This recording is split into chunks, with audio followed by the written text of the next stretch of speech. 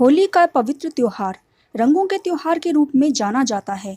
यह भारत के प्रमुख त्योहारों में से एक है। यह त्योहार बुराई पर अच्छाई की विजय का प्रतीक माना जाता है। होली से जुड़ी कई प्राचीन कथाएं भारत में ही नहीं पूरे विश्व में प्रचलित हैं। हिंदुओं का यह प्राचीन और प्रमुख त्योहार वसंत महोत्सव के नाम से भी जाना जाता है। आइए होली से जुड़ी कुछ कथाओं की चर्चा करते हैं। सबसे अधिक प्रचलित कथा है भक्त प्रहलाद की कथा। कहा जाता है भक्त प्रहलाद विष्णु जी के बहुत बड़े भक्त थे, जबकि उनके पिता हिरण्यकश्यप स्वयं को भगवान मनवाना चाहते थे। हिरण्यकश्यप को प्रहलाद की विष्णु भक्ति कतई पसंद नहीं थी।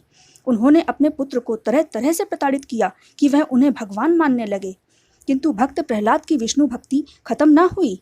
हिरण्यकश्यप को ब्रह्मा जी से वरदान प्राप्त था कि वह न रात में, न दिन में, न पृथ्वी पर, न आकाश में, न घर पर, न बाहर मृत्यु को प्राप्त होंगे। न उन्हें मनुष्य मार सकेगा, न ही उन्हें राक्षस मार सकेंगे।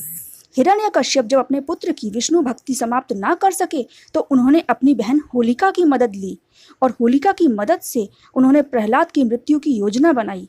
होलिका को अग्नि से न जलने का वरदान प्राप्त था।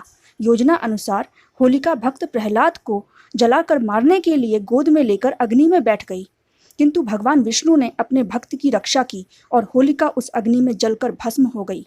तत्पश्चात भगवान विष्णु ने नरसिंह का अवतार लेकर संध्या काल के समय हिरण्यकश्यप का वध किया।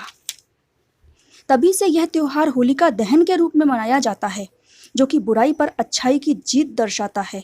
एक दूसरी कथा के अनुसार पार्वती जी शिव जी से विवाह करना चाहती थीं, किंतु शिव जी तपस्या में लीन थे। कामदेव ने पार्वती जी की सहायता की और शिव जी पर प्रेम बाण चलाया, जिससे शिव जी बेहद क्रोधित हुए और उन्होंने अपना तीसरा नेत्र खोल दिया।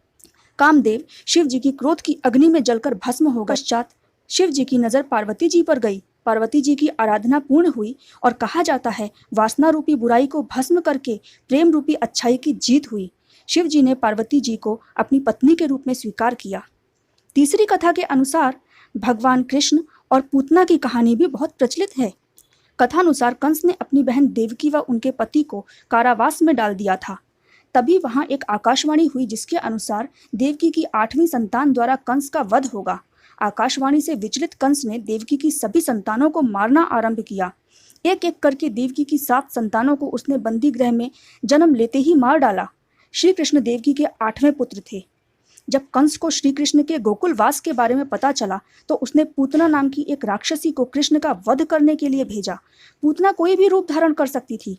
पूतना ने सुंदर स्त्री का रूप धारण किया। वह बाल कृष्ण को मारने के लिए उन्हें विषाक्त स्तनपान कराने लगी, किंतु बाल कृष्ण को पूतना की सच्चाई पता थी। उन्होंने पूतना का ही वध कर दिया। इस प्रकार एक बार पुनः बुराई पर अच्छाई की विजय हुई। ऐसा माना जाता है तभी से होली का त्योहार मनाया जाने लगा।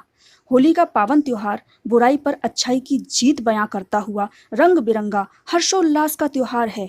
उस दिन दुश्मनों को भी गले लगाने व गिले शिकवे भूल जाने की परंपरा है हमारे भारत में।